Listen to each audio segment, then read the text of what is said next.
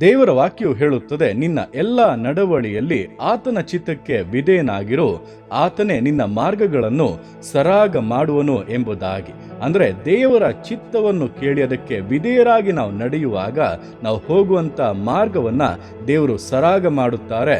ಬರುವಂತ ತಡೆಗಳು, ವಿರೋಧಗಳನ್ನ ನೀಗಿಸಿ ಬಿಟ್ಟು ಸಮನಾದ ಮಾರ್ಗದಲ್ಲಿ ಸುರಕ್ಷಿತವಾಗಿ ಮುನ್ನಡೆಸುತ್ತಾರೆ. ಅಯ್ಯೋ, ನಾನು ದೇವರ ಚಿತ್ತವನ್ನು ಕೇಳಿಯೇ ನಡೆದದ್ದು, ಕೇಳಿಯೇ ಮಾಡಿದ್ದು, ಆದರೂ ಕೂಡ ವಿರೋಧಗಳು ಎದುರಾಗುತ್ತಾ ಇದೆ, ಸಮಸ್ಯೆಗಳು ಏಳುತ್ತಾ ಇದೆ ಎಂಬುದಾಗಿ ನೀವು ಕೇಳುತ್ತಾ ಇರುವುದಾದರೆ ತಾಳ್ಮೆಯಿಂದ ಕಾದಿರಿ.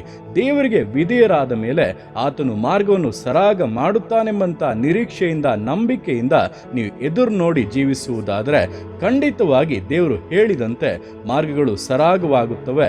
ಇಂದು ಎದ್ದಿರುವಂಥ ಸಮಸ್ಯೆಗಳನ್ನು, ವಿರೋಧಗಳನ್ನು ನಾಳೆ ನೀವು ಕಾಣದೇ ಇರುವಂತೆ ದೇವರು ಪೂರ್ಣವಾಗಿ ನಿರ್ಮೂಲ ಮಾಡಿ ಬಿಡುಗಡೆಯಲ್ಲಿ ಮುನ್ನಡೆಸುತ್ತಾರೆ.